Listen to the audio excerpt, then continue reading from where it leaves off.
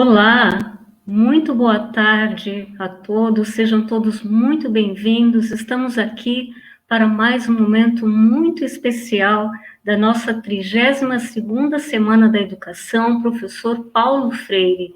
Este ano com o tema Percursos Significativos em Tempos Singulares, um oceano de possibilidades. Eu sou Joelma Goulart de Lima, sou supervisora aqui da nossa rede municipal e quero iniciar agradecendo pelo trabalho de apoio dos nossos técnicos na realização deste evento tão importante. Queremos também agradecer a todos os profissionais da educação e convidados que estão agora participando da palestra, e também queremos pedir que fiquem atentos ao chat, porque serão disponibilizados o link para registro da presença e avaliação, e também o link de acesso da Onda Literária, que é um evento virtual de fomento à leitura, onde também são oferecidos descontos nas livrarias, e também, olha só que bacana, uma conversa com os autores.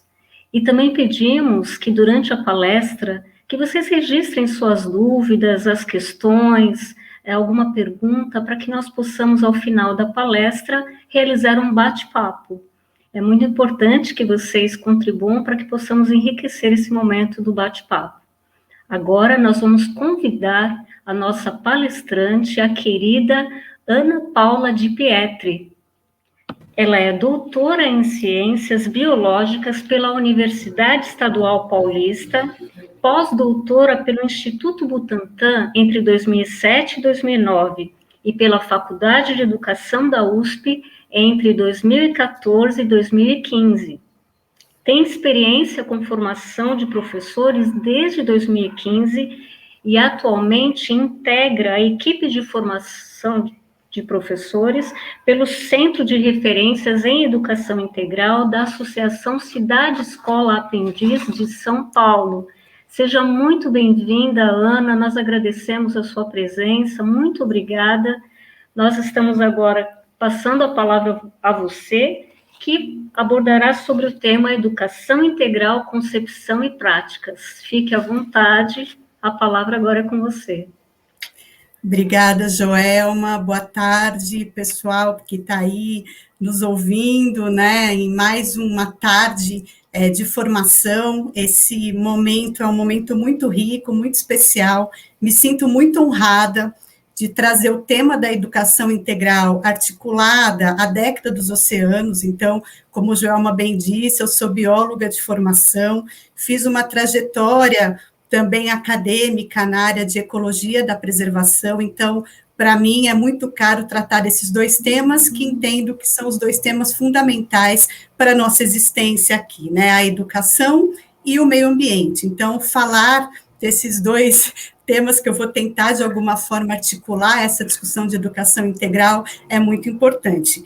Mas, antes de tudo, eu quero agradecer também por todo esse carinho da equipe de organização, né, que, desde o começo, conversa com a gente, nos explica todo o processo, a forma que vocês estão divulgando esse evento. Essa trilha sonora é uma trilha sonora muito sensível, que eu adoro, emociona. Então, assim, de verdade, eu quero expressar, e eu digo que essa boniteza que Paulo Freire dizia está aqui expressa em todos os momentos dessa Semana de Educação Paulo Freire, né? Então, falar de meio ambiente, educação integral, na Semana Paulo Freire é uma alegria, uma honra e uma grande responsabilidade. Então, espero que a gente tenha aqui uma conversa bem proveitosa e um diálogo bastante importante para todo mundo, né? Porque é sempre um aprendizado mútuo. Estar aqui também, para mim, é aprender demais. Eu participei de algumas palestras, né? Participei da abertura, achei tudo lindo. Depois eu vou ter um tempo, como tudo está gravado, eu vou ter um tempo para rever as apresentações e confesso que aprendi muito nesse tempo todo. Bom, gente, eu queria começar primeiro dizendo que esse tema de trazer o oceano, né, falar da educação integral e oceano, para mim também faz muito sentido, porque o oceano ele integra todos os continentes, né? Então, uma ação que a gente faz em qualquer outro lugar, ela se reflete daqui anos, ou poucos anos, ou muitos anos, no lugar que a gente está. Então, a gente pode pensar um pouco nessa questão do cuidado com o oceano, né? Como esse cuidado ele precisa ser um cuidado coletivo e, portanto, a década do oceano está aí para isso, porque a gente precisa pensar o planeta como uma unidade, né? E a gente é uma pequena partezinha desse planeta, né? A espécie humana, embora ela se ache extremamente superior e mais importante do que as demais, nós somos uma pequena parte desse planeta. Então, diante disso, né, quando a gente traz o tema oceano e a integração de todos os continentes, a gente vai pensando um pouco nessa cidadania planetária. A cidadania planetária já foi discutida aqui no Brasil também, muito apoiado por Paulo Freire, e dizendo também que desde a Rio 92, né, que o Brasil tem, foi, né, agora não tanto assim, mas uma importância muito grande no campo da educação ambiental e na importância, né, da gente colocar a educação ambiental não como uma atividade extracurricular, isso nasce como um movimento da ecopedagogia lá dos anos 90, final dos anos 90.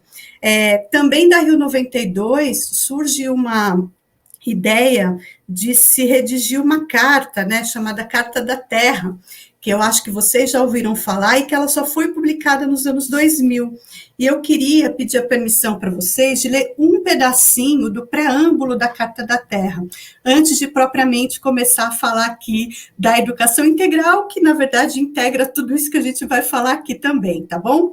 Então é um pequeno pedaço que diz assim: devemos somar forças para gerar uma sociedade sustentável, global, baseada no respeito pela natureza, nos direitos humanos universais, na justiça econômica e numa cultura da paz. Para chegar a este propósito, é imperativo que nós, os povos da Terra, declaremos nossa responsabilidade uns para com os outros, com a grande comunidade da vida e com as futuras gerações. Então, eu começo falando um pouco aqui desse comecinho da Carta da Terra, e também eu separei aqui para ler para vocês um pedacinho do livro do Krenak, Ideias para Adiar o Fim do Mundo. Eu estou sempre com esse livro na mão. Outro dia eu participei de uma live com a Márcia Calçado, uma querida diretora aqui da Rede de Santos.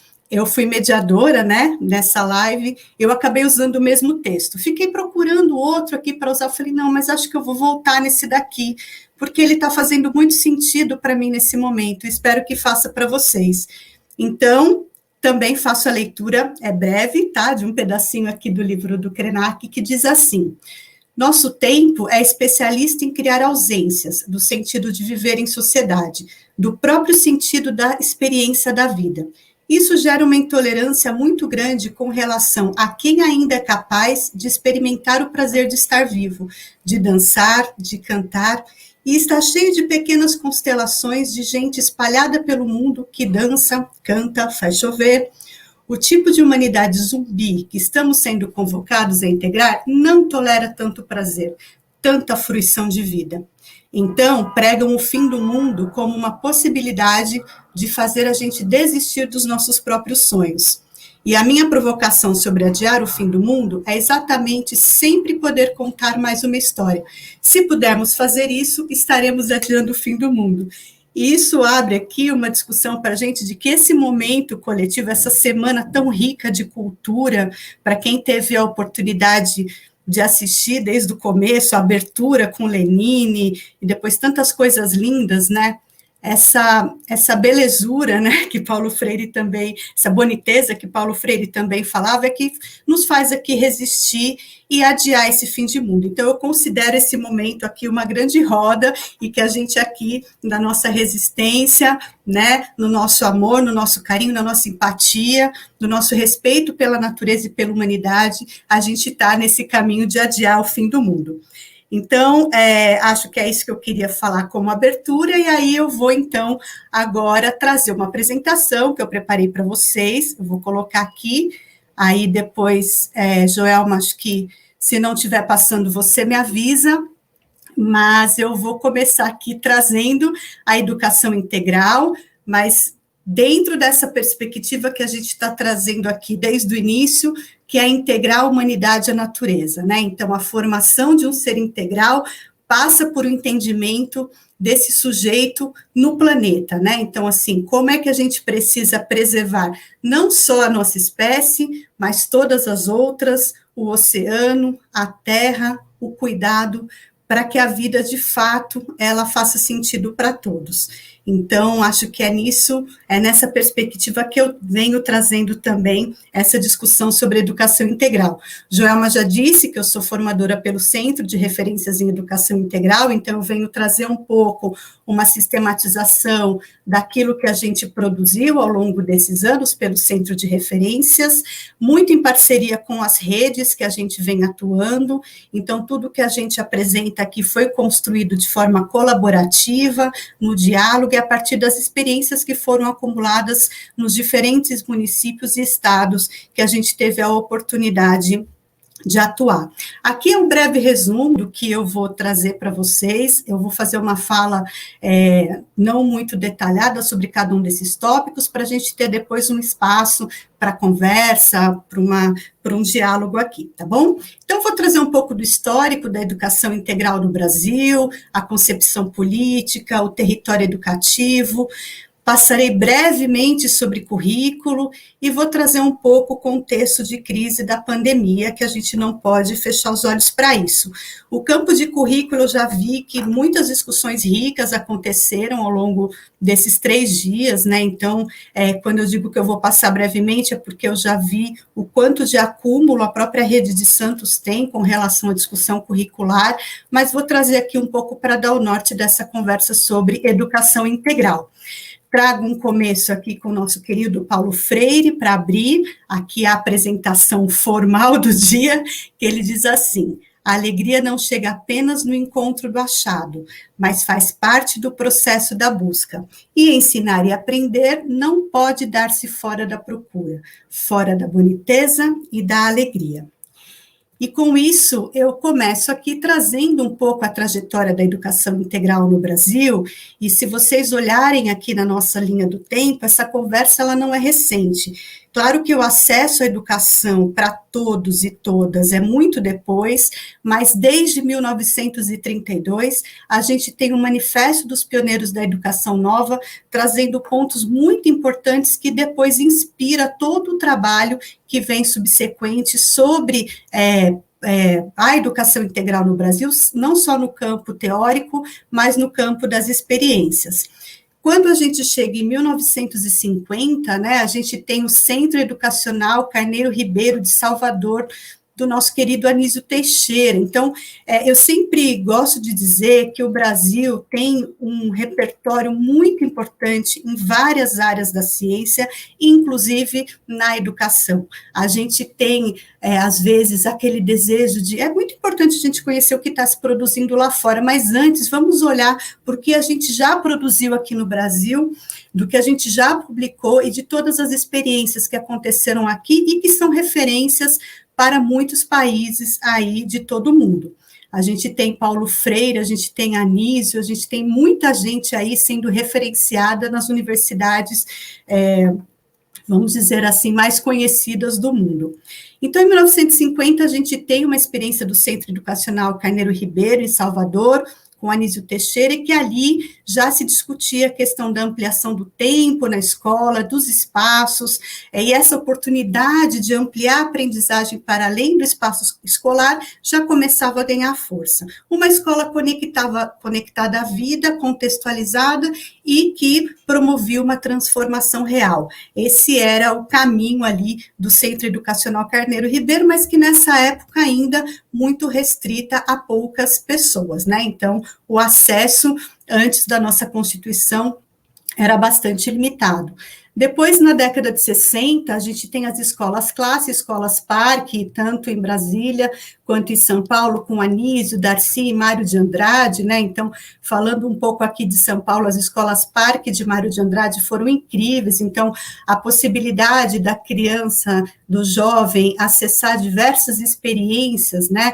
Para além do conhecimento historicamente constituído, mas também outros espaços. Então, já era um pensamento bastante progressista aí de se pensar a escola. Depois a gente tem os Centros Integrados de Educação Pública, deixa eu só ocultar aqui para ficar mais fácil,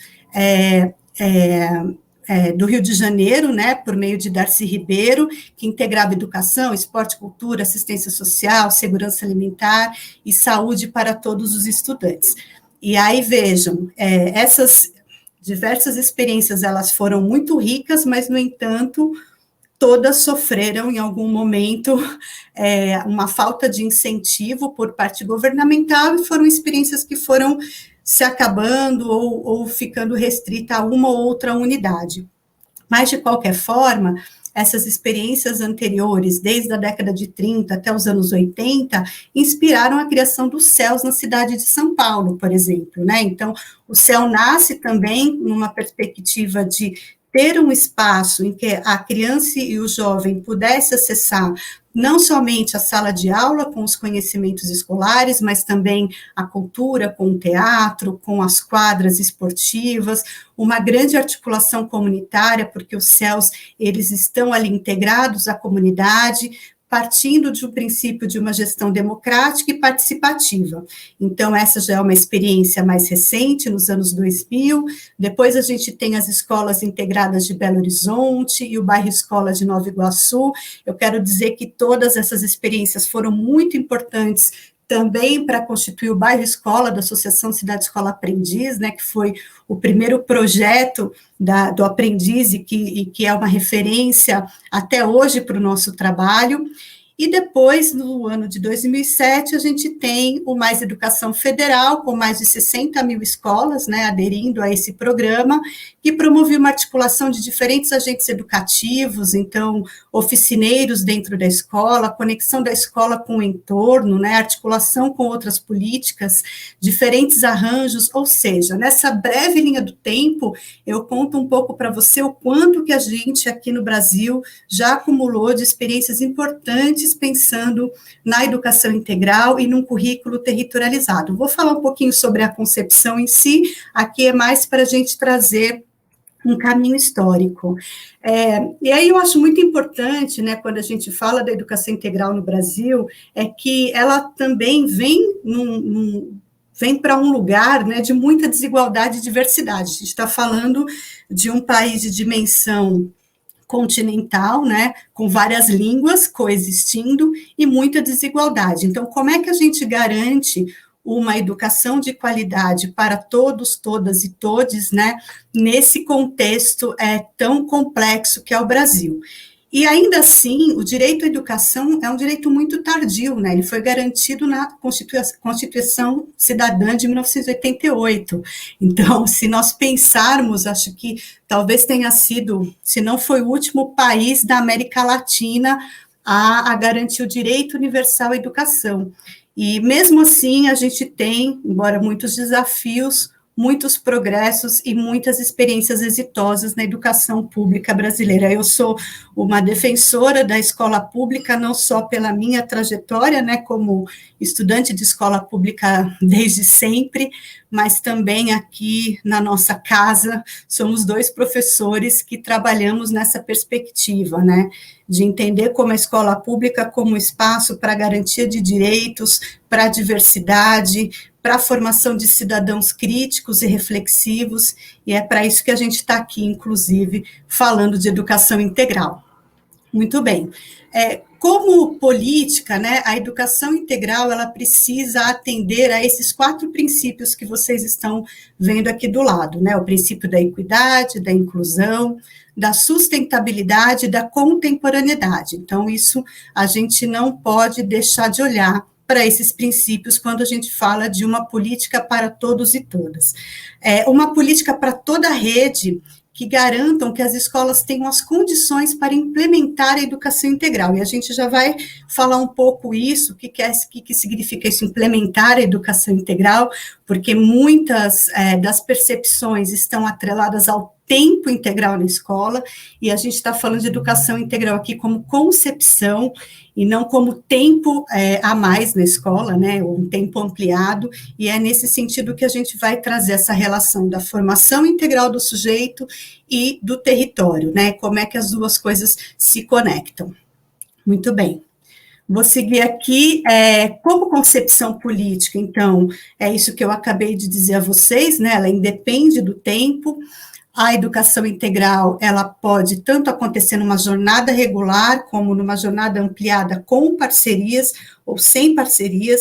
A gente tem várias possibilidades, né, de se trabalhar educação integral no Brasil, mas o princípio dela é que quando a gente fala em formação integral do sujeito, e aqui a gente vê nesse esquema aqui do lado da tela, que é esse sujeito que ele não é constituído apenas pelo campo intelectual, né? Ele é um sujeito social, ele é um sujeito que tem corpo, ele é um sujeito que tem sua cultura, ele é um sujeito que tem as suas emoções. Hoje eu assisti um pouco a palestra do professor Marcos Neira, e foi muito interessante a relação que ele faz do nosso corpo com a cultura. Então, é um pouco nessa perspectiva também que a gente traz essas dimensões da formação integral do sujeito, e um exemplo simples, né, que eu gosto de trazer é o seguinte, né, quando o nosso aluno, ele entra na sala de aula, ele não entra só com a cabeça e pendura o restante do corpo para fora da sala de aula, ele entra com tudo, né?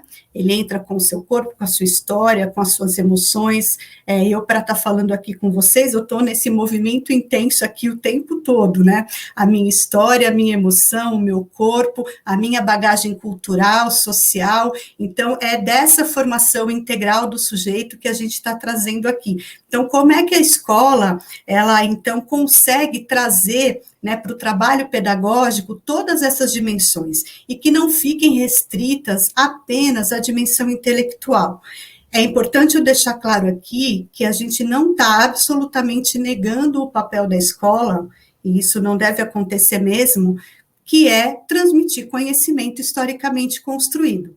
Porque se a gente também deixa de fazer isso, a gente está ceifando a vida desse menino e dessa menina no futuro, ceifando e limitando as suas escolhas. Então, a escola precisa, sim, e deve garantir o conhecimento historicamente construído, mas como esse conhecimento ele também pode ser contextualizado à vida desse estudante, né, à sua história, ao território, a um contexto político, social, e aí a gente acaba entrando um pouco nessa perspectiva de um currículo mais amplo.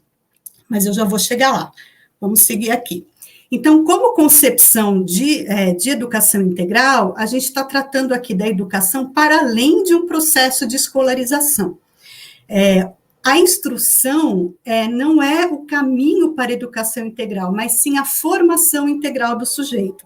Eu também gosto de trazer alguns exemplos, né, que eu acho que vocês vão se lembrar rapidamente, que assim, eu encontro muitas vezes pessoas, né, aparecem aí nas mídias e nos jornais, né, que tem aí uma formação acadêmica, que, enfim, é desembargadora, enfim, sei lá o quê, mas que no trato com a pessoa, no respeito com o outro, ele absolutamente não acessa nenhuma outra dimensão além daquela que ele usa para dizer que ele tem uma formação XYZ.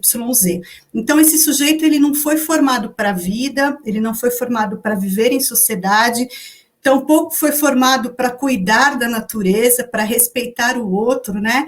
E para atender essa discussão inicial que a gente fez de uma educação planetária, uma educação cidadã.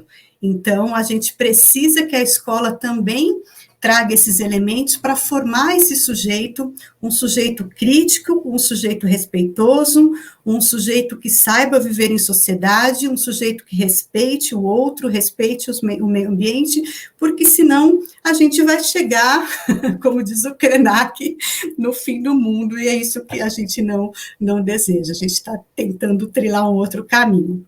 A educação integral, como concepção, ela precisa colocar o estudante como um sujeito social, histórico, multidimensional e competente.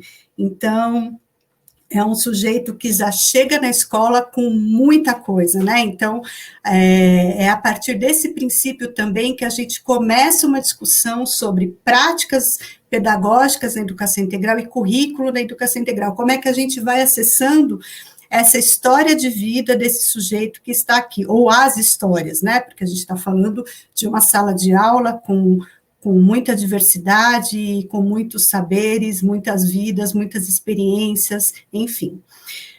O professor também, na dimensão da educação integral, é um profissional que pesquisa, reflete, produz conhecimento, né? Conhece seus estudantes e sua realidade. Então, como é que eu consigo chegar a esse sujeito aqui, que nós estamos dizendo social histórico, se eu chego para trabalhar com a minha disciplina e não olho para esse contexto? Então, o professor, ele é um pesquisador constante da sua própria prática, autor de suas práticas, então, isso é um campo que na educação integral a gente não pode abrir mão, né? Então, como é que a gente também encoraja o professor a seguir nesse movimento de conhecimento, de formação continuada, de trocar com os seus pares?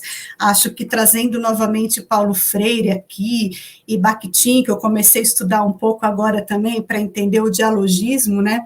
A gente se constitui com o outro, né? Não sozinho. Acho que esse movimento todo de formação, de diálogo, de troca de experiências, né? De leituras, né? Acho que de ouvir o outro, de ouvir o estudante, isso tudo nos ajuda a nos tornar profissionais que, de fato, esteja ali muito comprometido com a formação, não somente com a autoformação, mas também com a formação desses jovens que estão conosco na nossa sala de aula.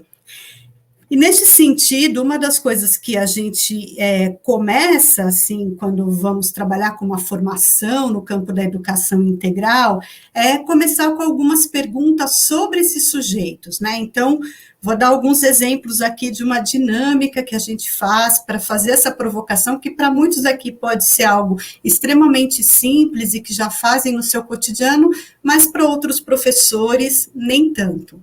Então, por exemplo, ao final do ensino fundamental, como será esse estudante integralmente formado? O que ele sabe e é capaz de fazer? Quais são seus valores? Com o que ele se compromete? Como ele se comporta? Então, essa é a escuta que a gente faz dos nossos estudantes, né? Colocando-o na centralidade e considerando o multidimensional. Como é o nosso estudante hoje? Então, para diferentes faixas etárias, a gente tem diversas dimensões desse sujeito, né? O que sabe é capaz de fazer, quais são os seus valores, como ele se compromete, quais são os problemas que ele enfrenta, quais experiências são significativas em sua vida e como ele se comporta. E, por fim, quais estratégias que a gente pode colocar em prática para transformar nossos alunos reais nesse aluno que desejamos formar. Então, a gente deseja formar alunos críticos, reflexivos, que cuidem do meio ambiente, e vamos pensar aqui no oceano, a gente está falando por uma rede de Santos que está ali, uma cidade, né, junto com o oceano, como é que eu também formo cidadão com essa percepção, né, de cuidado, né, de exercer a cidadania planetária. Então, tudo isso é importante para que a gente também forme esse sujeito integralmente. E aí a gente precisa pensar nos espaços educativos, nos tempos que a gente também vai utilizando para desenvolver determinadas práticas pedagógicas, quais metodologias, materiais, diferentes agrupamentos, as tais das metodologias ativas, que a gente pode chamar também de práticas pedagógicas integradoras, interdisciplinares, enfim. Como é que a gente provoca esse processo de ensino, se é por investigação, que é um caminho bem interessante, que eu vou falar um pouquinho daqui a pouco, mas, enfim, é nesse caminho que a gente está organizando todas as nossas estratégias a partir desse sujeito multidimensional desses sujeitos que estão na nossa frente. Muito bem, deixa eu tomar uma aguinha aqui. Joelma, qualquer coisa você me fala, tá? Já deu meia hora aqui do meu tempo, mas já estou seguindo aqui para um caminho. Falei um pouco da concepção de educação integral, da política e da história, e a gente não pode deixar de trazer uma perspectiva do território. Esse excerto aqui da obra de Milton Santos, ele é extremamente divulgado, né, e falado quando a gente vem abrindo a discussão de território, mas eu acho muito importante a gente sempre retomar, por mais que muitos conheçam, por mais que alguns até já tenham decorado, mas quando eu comecei a estudar educação integral, né, quando eu comecei a ler sobre território, Milton Santos foi um autor, assim, que foi um divisor de águas na minha vida. E eu digo que eu não tive acesso ao Milton Santos durante a minha graduação, fiz biologia, ele é geógrafo, aí parece que as coisas não se conversam, Parece que as áreas são tão distantes, mas quando eu comecei a ler Milton Santos, eu vi que fazia todo sentido com a biologia e com qualquer área do conhecimento. E aí, no campo de currículo, no campo da educação integral, ele faz mais sentido ainda. Então, vou ler esse pedacinho aqui do Milton Santos, que ele diz assim: o território não é apenas o conjunto dos sistemas naturais e de sistemas de coisas superpostas. O território tem que ser entendido como território usado, não o território em si. O território usado é o chão mais a identidade. Acho essa parte incrível. A identidade é o sentimento de pertencer àquilo que nos pertence. O território é o fundamento do trabalho, o lugar da residência, das trocas materiais e espirituais e do exercício da vida. Então, Milton Santos aqui amplia o nosso olhar sobre o que estamos falando sobre território. Não é um território físico apenas, ele é tudo. Ele é vida, ele é cultura, ele é movimento de luta, ele é o lugar do trabalho, o lugar da residência, das resistências e do exercício da vida. Então, a nossa visão sobre território se amplia demais quando a gente acessa a obra de Milton Santos. E aí, quando a gente vai conectando educação integral e território educativo, é muito no sentido da gente territorializar as nossas ações pedagógicas, em atenção às necessidades e interesses desse estudante. Esse estudante que é multidimensional, e aqui eu volto com o esqueminha para vocês observarem, que é um sujeito social, físico, cultural, intelectual e emocional. Então, a gente vai trazendo essa perspectiva desse território também para formar esse sujeito crítico e para agir no mundo, né? E ciente das suas condições e também com vontade e muita luta para mudar as condições que ele vive, né? Então, isso tudo também é um caminho importante. De qualquer forma, quando a gente está falando de educação integral e território, a gente não pode abrir mão de um desenvolvimento integral em rede, né? Então, a escola tem a sua parte importante, mas ela precisa também, de alguma forma, conectar com outros lugares, com famílias, com redes de proteção social, com uma aprendizagem em contexto, porque a escola sozinha não dá conta de um conjunto de demandas que aparecem na sala de aula. Então, quanto mais a gente consegue constituir uma política intersetorial, eu acho que agora na pandemia isso apareceu muito, né, que é como é que o setor da saúde, junto com a escola, vai pensando em estratégias de garantir um retorno seguro, ou pela própria decisão por não retornar. Então, como é que a escola ela vai se articulando a outros setores da sociedade, como é que a família integra esse contexto? Não dá para falar de educação integral também sem envolver as famílias desses estudantes e seus contextos de vida. Eu gosto muito também de um livro do Miguel Arroyo que chama Currículo, Território em Disputa, que ele também vai trazendo todos esses movimentos que estão fora da escola, para se pensar o currículo na escola, e para isso ele está falando em territorialização, né? Ele está falando de engajamento, de um reconhecimento de uma história daquela comunidade, enfim, também recomendo a leitura para quem não leu. Bom, de qualquer forma, aqui eu vou passar um pouco rápido para a gente poder seguir. Ainda sobre território educativo, como é que a gente transpõe essa concepção de território, essa discussão aqui para práticas pedagógicas? A gente pode acessar dois elementos aqui, ao mesmo tempo, inclusive, para pensar em práticas pedagógicas. Uma é reconhecer os saberes locais, né? Então, modos de ser e fazer de cada território refletem a cultura de um local e o contexto no qual uma comunidade está inserida, isso que a gente chama de saberes locais. E os próprios potenciais educativos, que são agentes, espaços ou dinâmicas de cada território, reconhecidos como capazes de gerar aprendizagem. Obviamente que todas essas práticas pedagógicas que acessam saberes locais e potenciais educativos precisam vir com uma intencionalidade pedagógica clara, né? Então, estou falando aqui para professores, vocês sabem o que a gente está dizendo aqui sobre intencionalidade pedagógica clara. Onde que eu quero chegar? É o objetivo de ensino e aprendizagem que o educador quer mobilizar nos estudantes estudantes a partir de sua prática. E aí eu preciso identificar, observar, mapear, registrar, e todos esses verbos aqui que nos ajudam a construir qual é a intenção dessa prática pedagógica em que eu acesso os saberes, os potenciais educativos e também articulo com os conhecimentos historicamente produzidos. Eu acho que para ficar um pouco mais claro aqui, eu vou trazer um exemplo, né?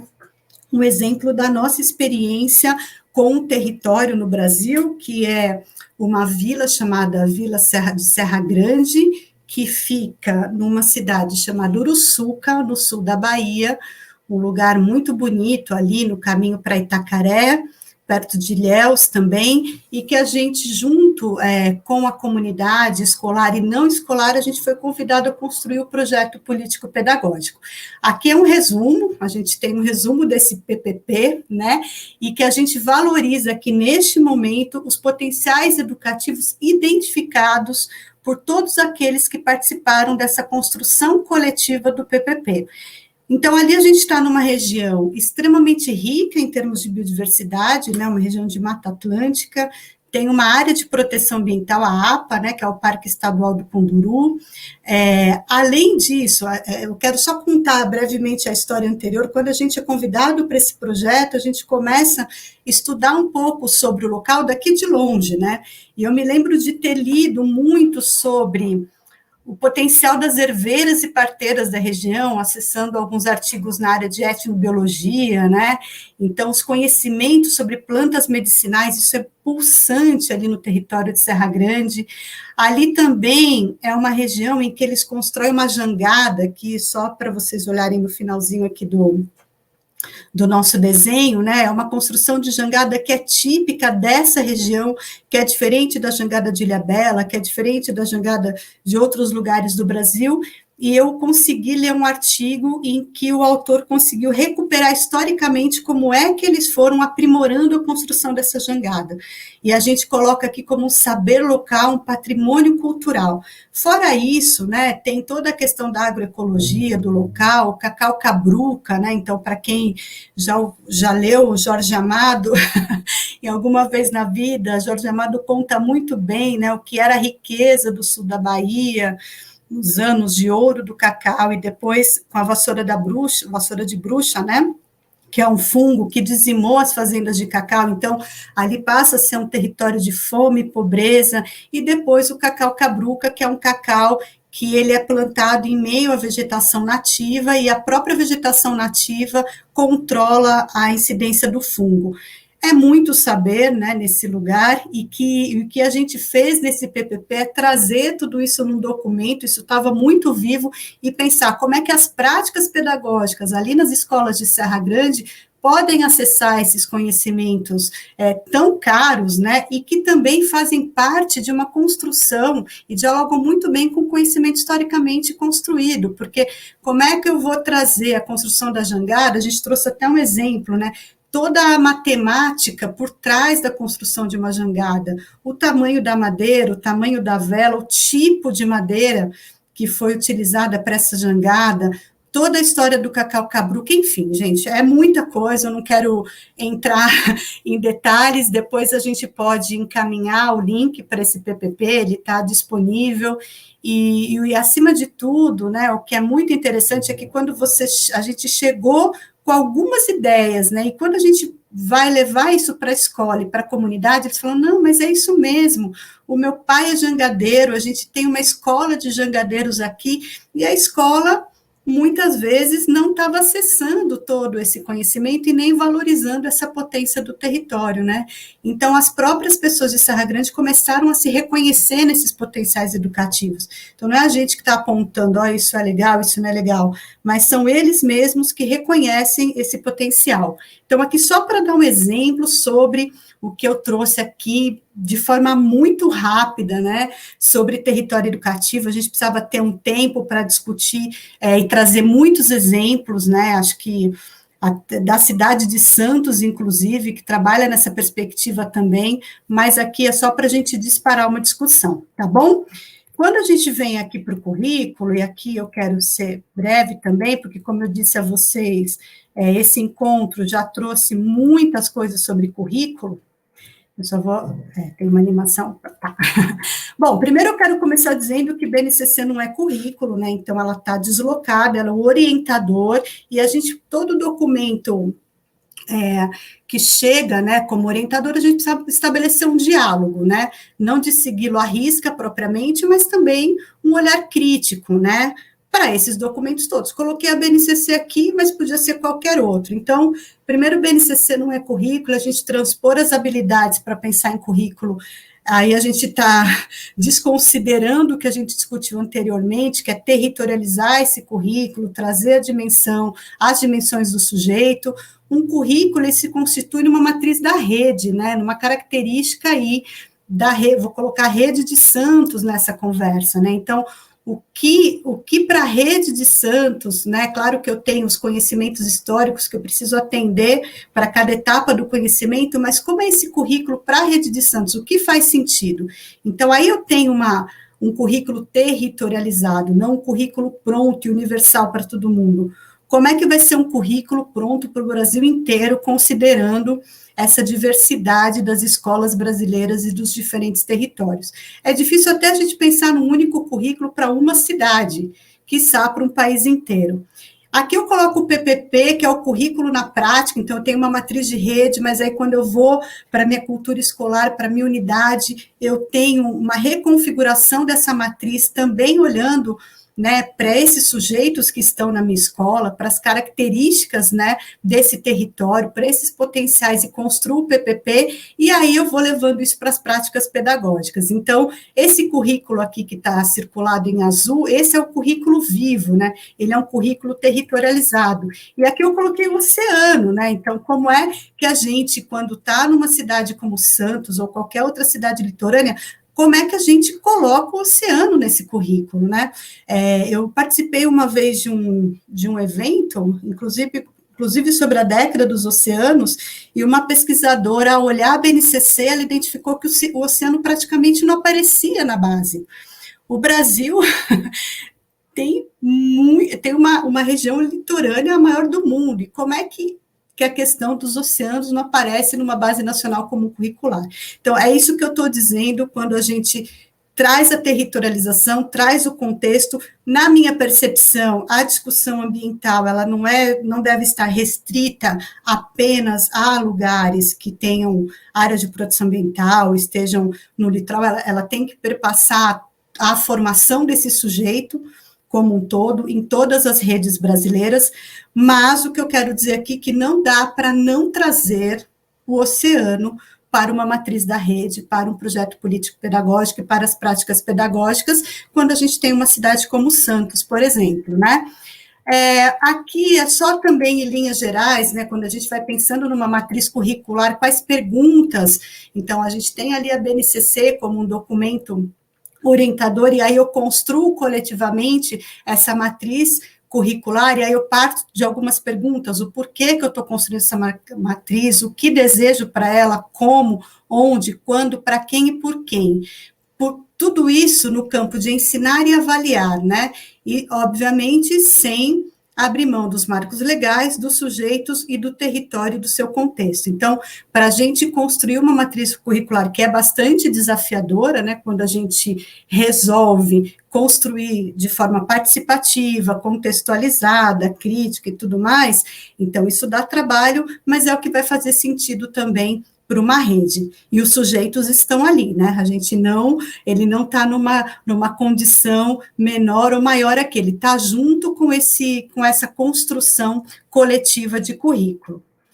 Muito bem, desenvolvimento de competências gerais implica, bom, a gente já falou um pouco sobre isso, né, uma intencionalidade pedagógica clara, gestão de aprendizagens com metodologias ativas e múltiplos modos de interação com os conteúdos de ensino e de aprendizagem. Então, quando a gente está falando de currículo e práticas pedagógicas na educação integral, a gente está olhando para todos esses campos, né, intencionalidade, como é que a gente garante essa aprendizagem, como é que a gente coloca esse aluno ativo no processo de aprendizagem, como é que a gente interage com o conteúdo de diversas formas, e o território pode ser um disparador para a interação desse conteúdo.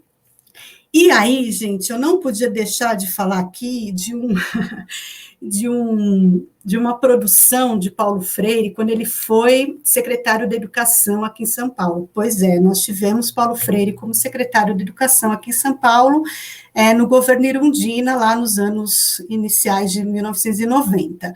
E o Paulo Freire, ele trouxe para um caderno da Secretaria Municipal de Educação o tema gerador. O tema gerador, ele foi depois tomando outros rumos, um entendimento bastante equivocado, de entender que o tema gerador era bastante limitado, às vezes ligado a datas comemorativas, mas eu quero trazer esse documento aqui, que é original, né, do Paulo Freire, que vem trazendo a definição de tema gerador, que nos inspira e nos ajuda a construir projetos pedagógicos interdisciplinares, contextualizados e que façam sentido para os nossos estudantes.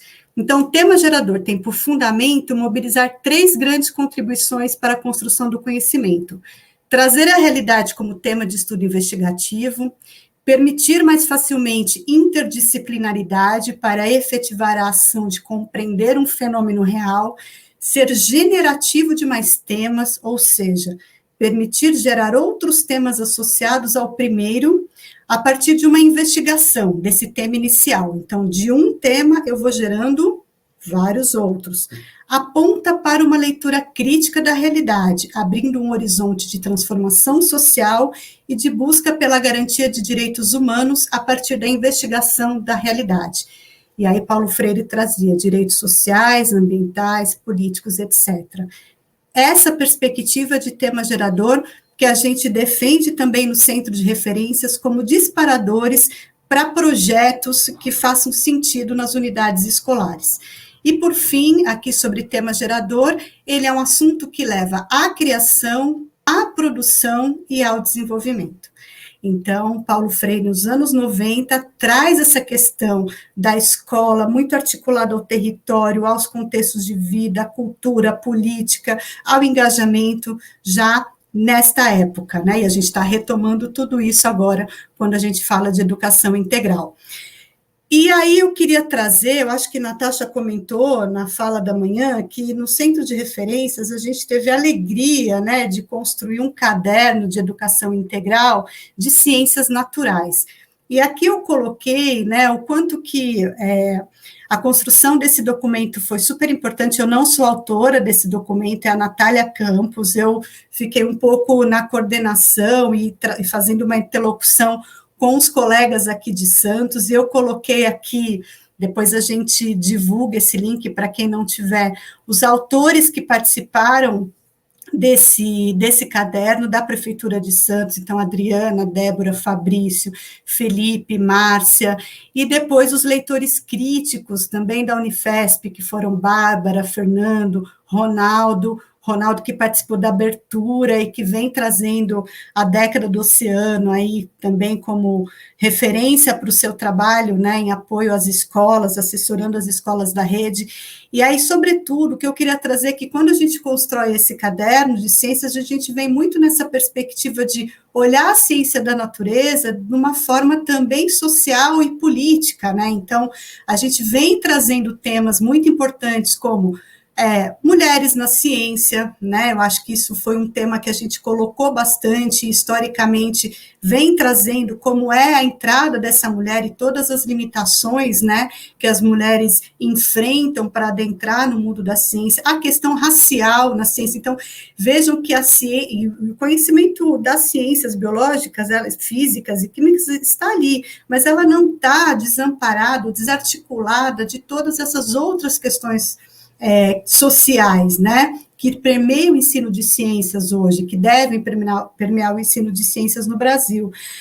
A gente traz a investigação como um caminho para se ensinar ciência, né? Então, como é que a gente provoca esses meninos a observarem e manter essa curiosidade tão viva na infância para os anos finais do ensino fundamental, e aí os colegas de Santos trouxeram várias experiências super importantes nesse campo, e aí o que eu quero dizer é que um currículo que nasce nessa perspectiva, né, construído de forma coletiva, em diálogo, trocando saberes, ele tem tudo para ser uma referência importante. E ele é inacabado, né? Então a gente está sempre revisando esses materiais e aprimorando na medida do possível, porque os tempos mudam, os nossos estudantes também, a gente está atravessando esse período de pandemia, a gente precisa olhar para as práticas de ciências que a gente faz na escola e trazer esse contexto, né?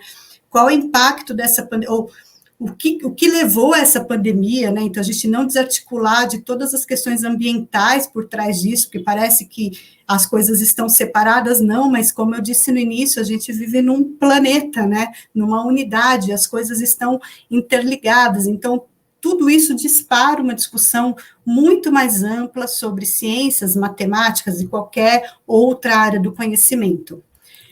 Vou seguir aqui para a gente sintetizar a educação integral, e a gente partir daqui a pouco para as perguntas, mas a educação integral, aqui uma síntese, né?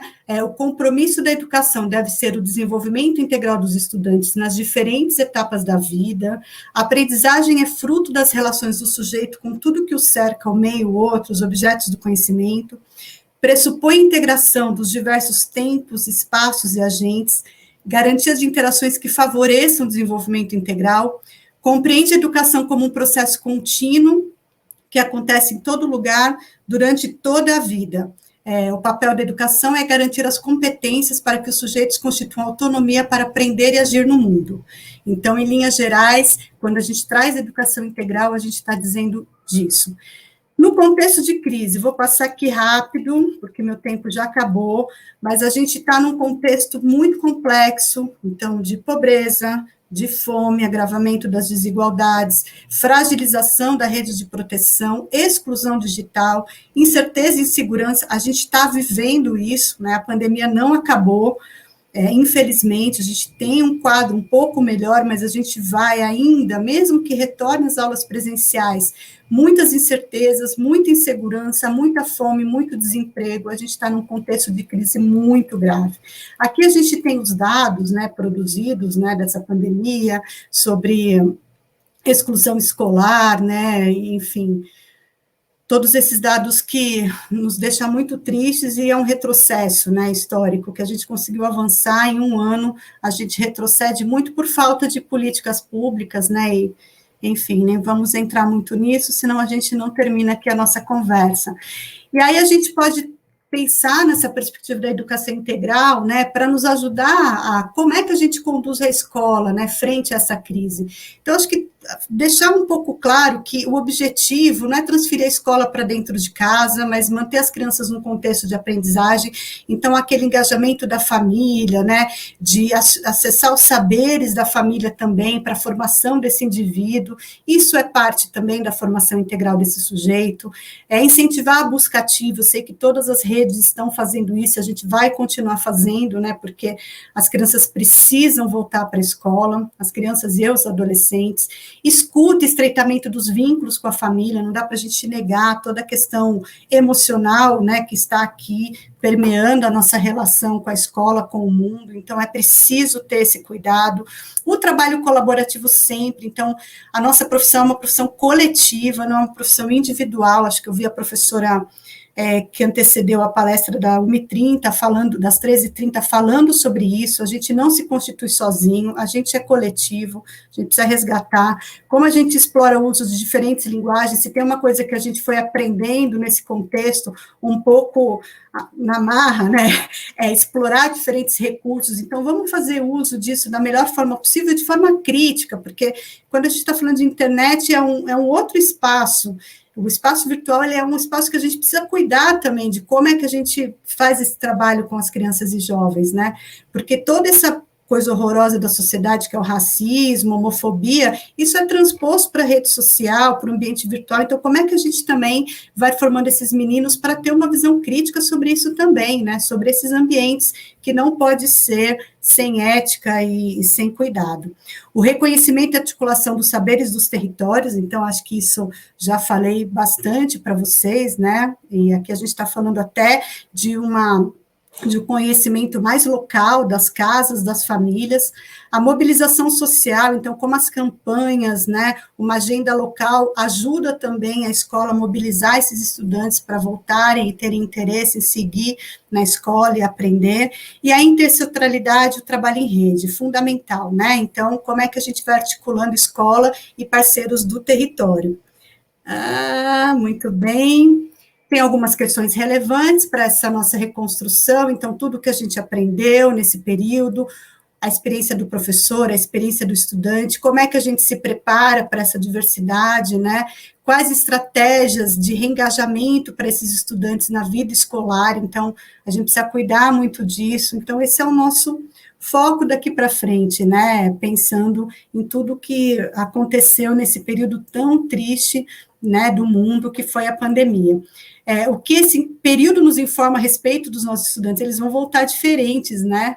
Vamos pensar aqui nos adolescentes que aí ficaram sem convívio social durante todo esse tempo, como é que a gente olha para eles, né? O que eles também nos trazem de angústias, né, de inquietações, e que a gente também precisa olhar para isso. Enfim, que outras oportunidades surgem nesse contexto, né? É possível repensar o papel da escola. Eu acho que a gente está nessa luta constante, né? Os educadores brasileiros o tempo todo estão nessa busca para sempre pensar a escola da melhor forma possível. Esses são os materiais que a gente já produziu, eu vou passar isso aqui, depois a gente disponibiliza, Joel, uns slides, para que vocês também tenham acesso aqui à apresentação, tá bom? Tá certo? Acho que eu parei de compartilhar, né? Tudo bem. Ok. Aconteceu uma mágica aqui que eu voltei para a tela, tá tudo certo. Estamos aqui, Ana. Obrigada, Ana, Joel. muito obrigada pela sua palestra, pelas suas palavras. No chat, os nossos queridos, aí, os nossos profissionais que estão assistindo, estão elogiando, falando dos pontos que foram muito marcantes aqui para a nossa realidade. Nós agradecemos muito, viu, a sua participação e grandes contribuições, ricas contribuições. Muito Joel, obrigada. eu acho que agora que eu tive acesso ao chat, eu já tinha passado do tempo, você me desculpe, eu tentei controlar aqui, mas... e também peço desculpas para os que estão nos assistindo aqui, que eu falei muito rápido, né? Acho que eu falei demais, e aí pode ter ficado um pouco confuso, um pouco cansativo, peço desculpas, mas enfim, vamos lá. A gente quer passar tanta coisa, né? A gente podia ter selecionado. Pelo que eu estou lendo no chat, foi muito objetiva, foi muito enriquecedora mesmo a sua fala. As pessoas estão parabenizando e agradecendo, viu? Então, fica tranquila quanto a isso. Posso respirar, então? Pode. Obrigada. Vamos conversar um pouquinho agora, Ana? Claro. Eu gostaria de trazer, né, as palavras do nosso querido Paulo Freire, o patrono da nossa educação, que a mudança do mundo implica a dialetização entre a denúncia e o anúncio da superação desse problema, dessa denúncia, que no fundo é o nosso sonho. E nessas palavras dele, né, nos inspirando nessas palavras, vamos pensar um pouquinho no contexto histórico da educação integral aqui no Brasil.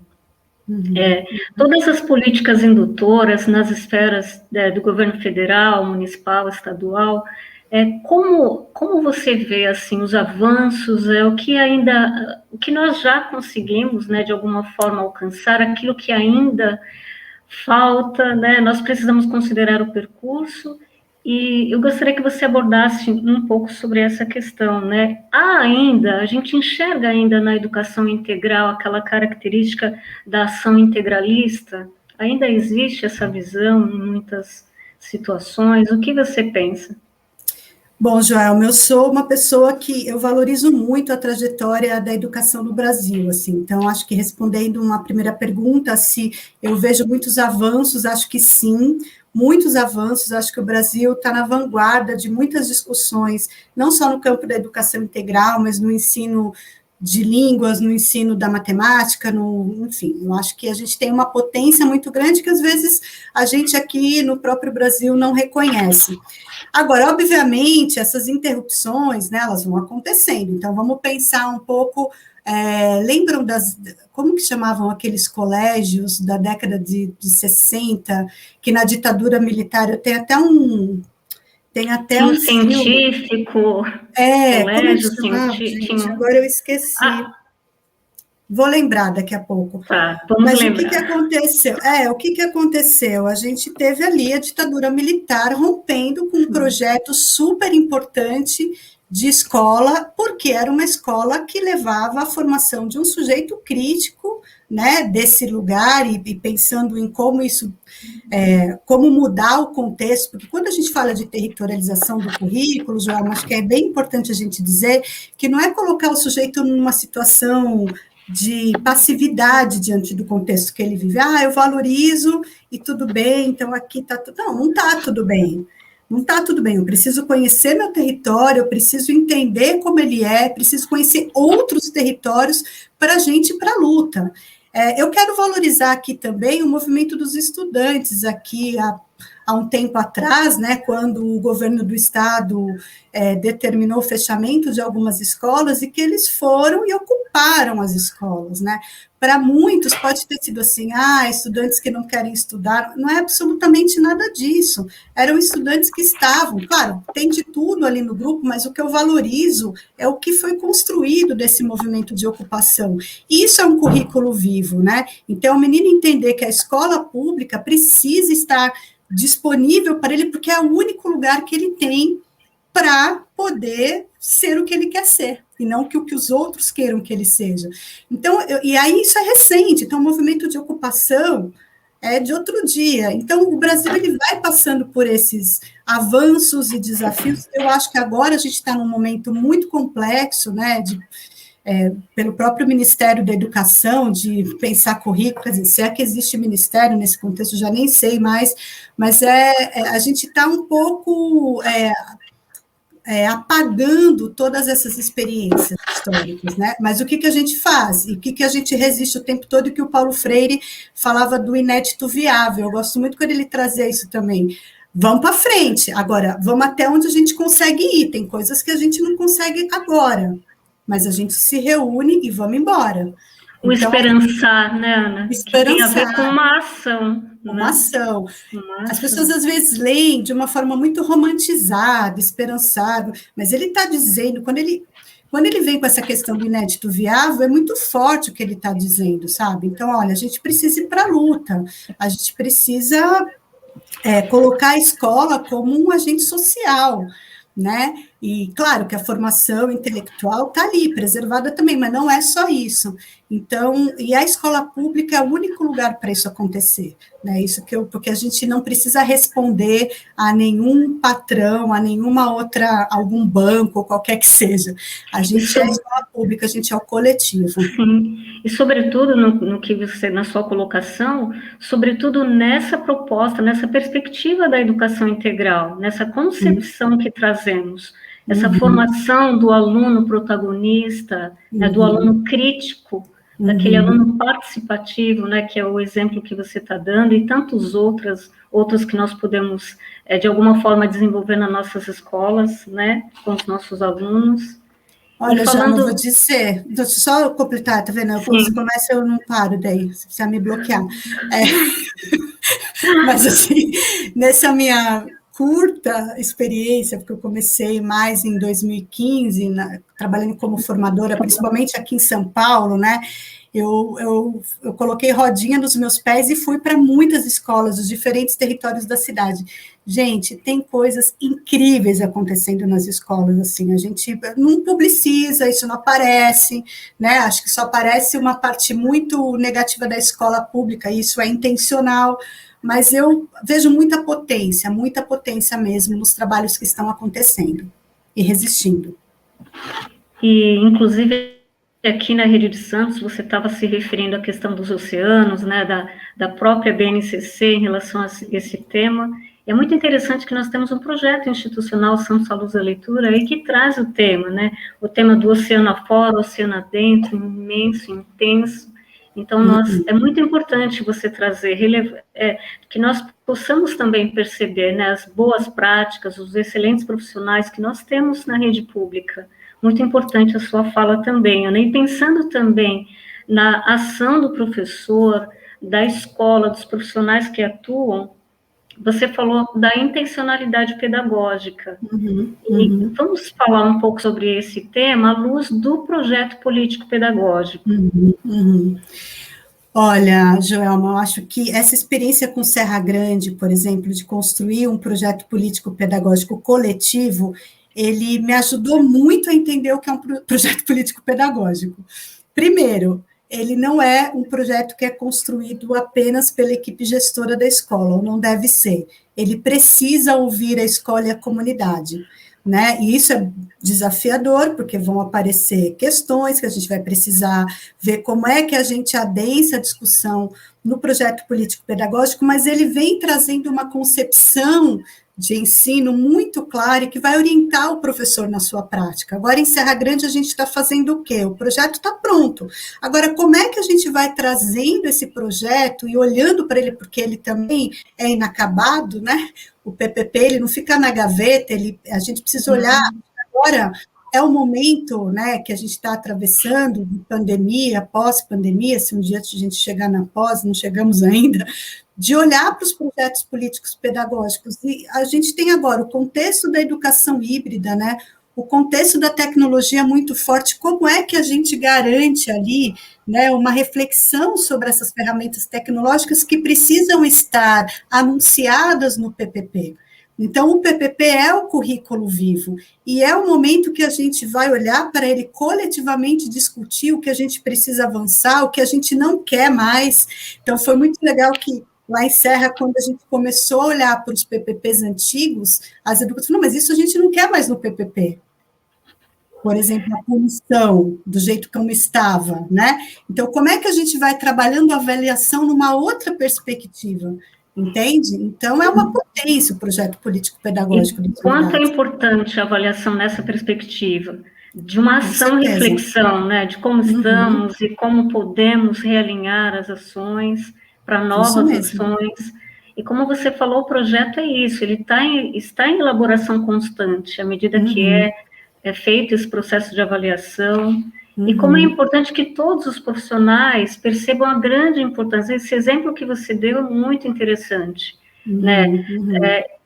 De olhar para o contexto, né, e considerar esse contexto na elaboração desse projeto político, o quanto enriquece, o quanto essa contextualização traz, né, à luz essa concepção mesmo de educação integral, né, para além da ampliação do tempo, mas para a educação na multidimensionalidade desse aluno, desse nosso adolescente, dessa nossa criança, né?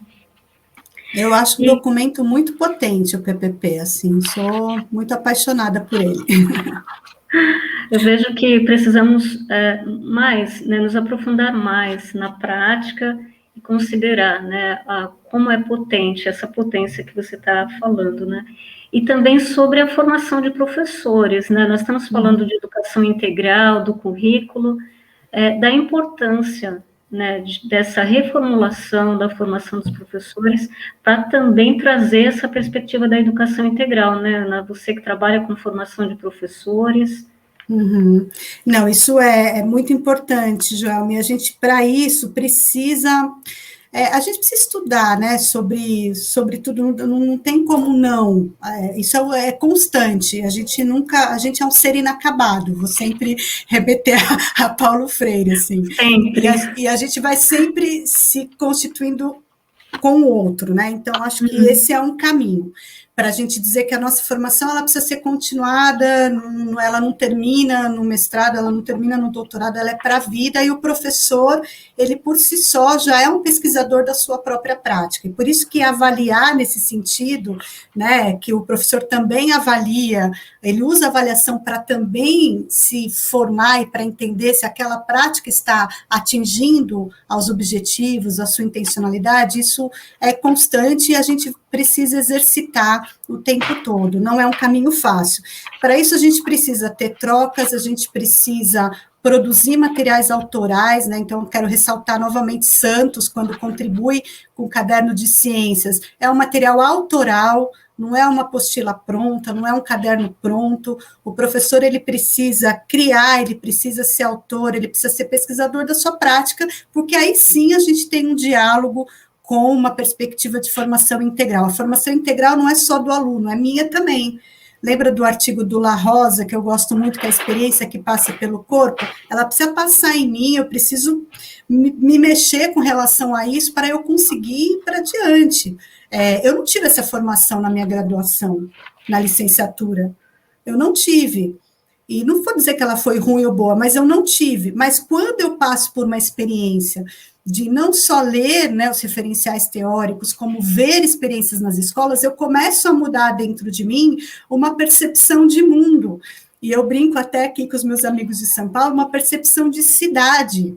Porque hoje eu olho para a cidade de São Paulo, eu não olho do mesmo jeito, porque eu conheci um território que não é aquele território rígido e físico, é o território do Milton Santos. Quando eu vou para a escola e vejo uma experiência que acessa o território nessa perspectiva, é dessa cidade que eu lembro, é desse lugar que eu lembro.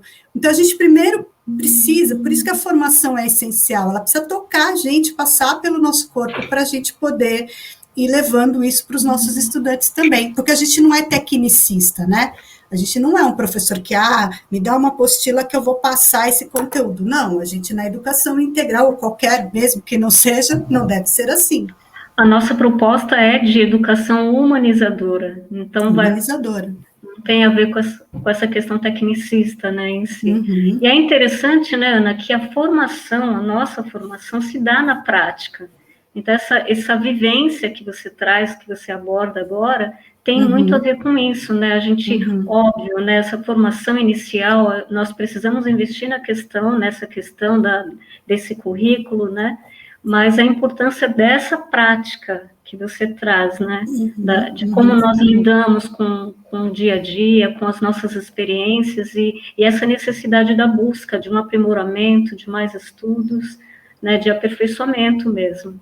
É interessante. Com certeza. A formação na prática. Quando eu comecei a ler um pouquinho comecei na história da educação integral, eu acessei na época o blog de um aluno que estava no final do ensino fundamental 2 do CEL, de um dos CELs aqui, Butantã. CELS, é o Centro de Educação Unificada. Então, eu cheguei no blog dele, não sei por quê, ele chama Lúcio, esse menino, já é um adulto nessa altura do campeonato. E o que ele fez nesse blog? Era o último dia dele, ele estava terminando o ensino fundamental dele, então era o último dia dele indo para o céu.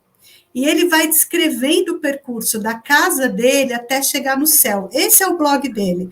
Cara, aquilo mexeu muito comigo, porque ele foi percebendo coisas que essa percepção de território usado, que o Milton Santos fala na teoria, o Lúcio despertou isso em mim na prática. Então, como é que o Lúcio percebia todas as questões? Inclusive, ele diz assim, eu saio, num determinado momento da narrativa, né? Eu saio daqui e entro nesse paraíso, que é esse lugar lindo que é o céu. E, de fato, os céus são muito bonitos, o céu Butantã é muito lindo. Então, ele também faz uma reflexão daquele lugar que ele passou, que não tem aquela beleza, mas que ele percebe, por que não tem? Por que meu território não tem essa condição que o céu tem, ou que outras pessoas têm? Então, o Lúcio traz essa discussão num trabalho de conclusão, um menino de 14 anos, né, menos até, 13, 14 anos, e que eu despertei, falei, nossa, que bonito isso, porque a gente sai do campo teórico, de entender o território vivo, para esse campo prático, narrado por um estudante, um adolescente, e todas as suas experiências ali. Então, é isso. E tem a ver, como você falou o tempo inteiro, com Paulo Freire, né? Porque ele fala também que quanto mais me aproprio dessa prática, mais eu devo me comprometer com ela. Isso né? mesmo. Estar realmente comprometido nesse sentido, né? De perceber, né? De trazer esse protagonismo do aluno, né? De incentivar essa curiosidade, né? Na formação desse ser, dessa pessoa. Muito interessante esse teu exemplo, Ana. Ana, se você gostaria de te passar a palavra para suas considerações finais, e antes de você falar, para concluir, nós gostaríamos também que você fizesse um paralelo aí, um resumo daquilo que você traz de formação em relação à BNCC. Uhum. Nós temos, nós temos muitas questões para serem, né, tratadas aí em relação, mas o que você tem a dizer em relação a esse diálogo da BNCC com o contexto, da forma que ela veio sendo construída, como foi posta?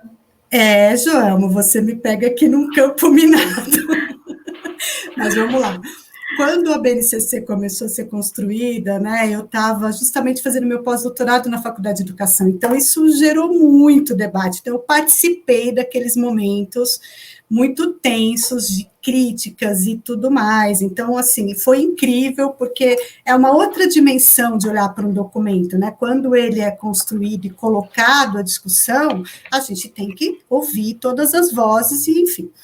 E aí, depois de passar desse tempo, a BNCC é promulgada, né? Ela é decidida, bom, vai assim.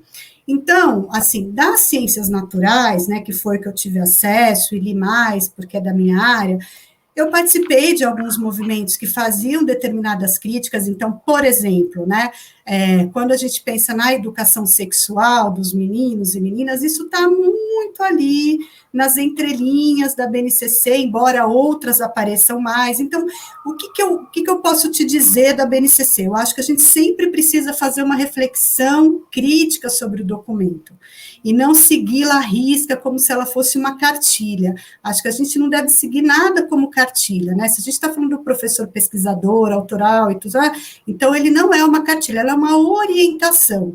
Determinadas áreas do conhecimento, me parece que ela é um documento que faz sentido, que atende e tudo mais. Para outras, nem tanto. Eu sou casada, vou abrir aqui um momento íntimo, né? Mas eu sou casada com um professor que trabalha na área de língua portuguesa e que ele, então, faz uma análise crítica de como a BNCC de língua portuguesa ela foi constituída. Ele faz até uma reflexão histórica sobre esses documentos orientadores e relacionado ao contexto político. Isso foi a tese de livre docência dele. Então, se eu for pegar por ali, eu falo, não, então tem um...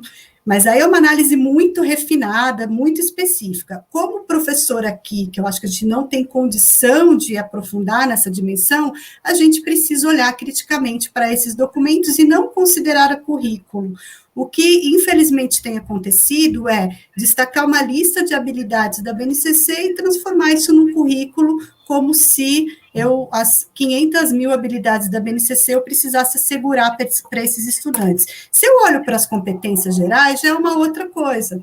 As competências gerais, ela já amplia e traz essa perspectiva de formação integral do sujeito. Então, quando a gente olha para as competências, para a gente, no centro de referências, faz muito mais sentido a gente promover um diálogo entre BNCC e educação integral. Né? Então, acho que é um pouco nesse caminho, Joelma, que eu colocaria meu posicionamento com relação à base. Entendi. Porque ela não está desvinculada de um movimento político, né? Então, é isso também. Tem tudo isso acontecendo que a gente não acessa, o documento chega pronto. Então, currículo, BNCC, currículo é um território de disputa, por isso que eu indico aqui o livro do Miguel Arroyo, que ele vem dizendo muito essa questão da construção de um currículo nas redes. Muito obrigada, Ana, pelas suas palavras, viu? Foi um prazer ter você conosco. Mais uma vez te agradecemos. Abro agora as suas palavras finais e te agradeço, viu, em nome de todos. Tá bom, estou olhando aqui no chat que o pessoal pediu o link do caderno, não sei se o pessoal já colocou, mas depois eu também posso indicar para vocês aqui e divulgar para a rede, tá bom? Do caderno de ciências. Mas acho que eu só tenho a agradecer, Joelma. Obrigada pelo seu carinho, sua amorosidade na condução, né, dessa nossa conversa. Você foi incrível, assim, muito carinhosa, me deixou muito à vontade, e eu peço desculpas pelo atropelo das palavras, pela minha ansiedade e nervosismo, porque é sempre uma tensão falar, né, para as pessoas, a gente se expõe, E eu venho com, sabe aquela coisa do sujeito da educação integral que a emoção vem junto? Eu sou essa pessoa, sabe? Eu não consigo separar, a emoção vem junto com a minha prática discursiva aqui. Então, isso é muito agradeço. importante. Não consigo separar ainda, acho que não vou conseguir nunca. Mas um grande abraço para todo mundo e parabéns, Rede de Santos, assim, pelo belíssimo trabalho, belíssimo evento. Eu quero ficar com essa musiquinha para a vida, assim, essa musiquinha para mim é a coisa mais maravilhosa dos últimos tempos. Muito obrigada. É isso. Então, obrigada mais uma vez e nós vamos ficar com um vídeo para finalizar. Um abraço a todos. Um abraço, Ana. Obrigada.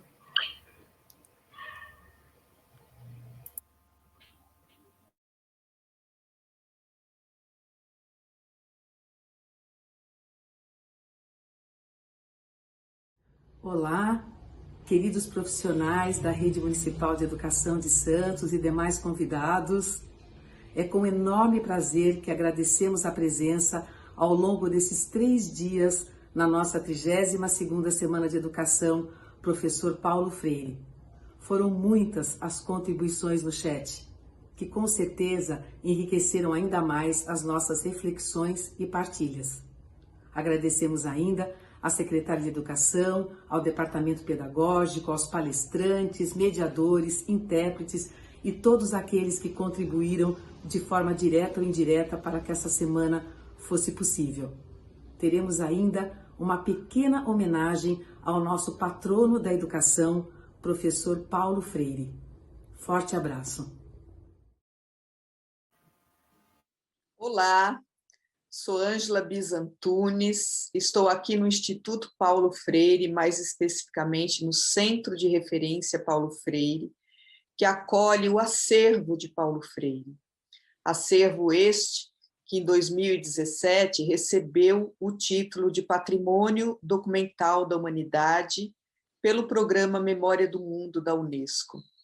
Vim aqui deste lugar, do Centro de Referência Paulo Freire, onde está a biblioteca, atrás de mim, a mesa em que Paulo Freire trabalhou, a cadeira em que Paulo Freire trabalhou, deste lugar para falar em meu nome e em nome de toda a equipe do Instituto Paulo Freire, em nome do professor Moacir Gadotti, presidente de honra do Instituto Paulo Freire, para saudar a equipe da Secretaria da Educação de Santos, toda a sua equipe, secretárias e equipes técnicas, pessoas de outras secretarias de educação, saudar professores, professoras, alunos, alunas, funcionários de apoio, familiares, pela 32ª Semana Paulo Freire. São 32 semanas, a 32ª semana acontecendo no ano do centenário de Paulo Freire, 100 anos de Paulo Freire.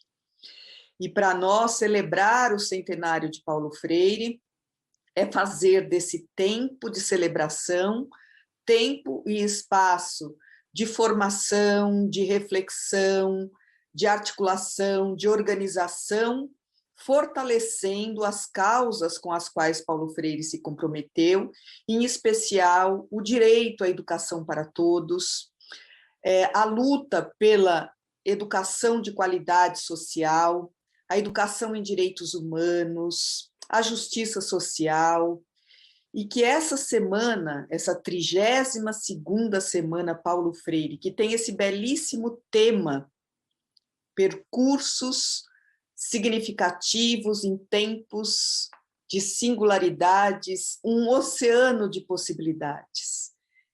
Oceano de possibilidades me remeteu ao que Paulo Freire chamava de inédito viável. Paulo Freire dizia que a história não é tempo de determinismo, a história é tempo de possibilidades, e, sobretudo, possibilidades coletivas. Juntos e juntas somos mais fortes. O Instituto Paulo Freire está feliz de saber e participando da 32ª semana, apoiando a 32ª semana, Paulo Freire, da Rede Municipal de Educação de Santos. É uma honra para nós estarmos juntos nesse ano de celebração do centenário Paulo Freire. Obrigada.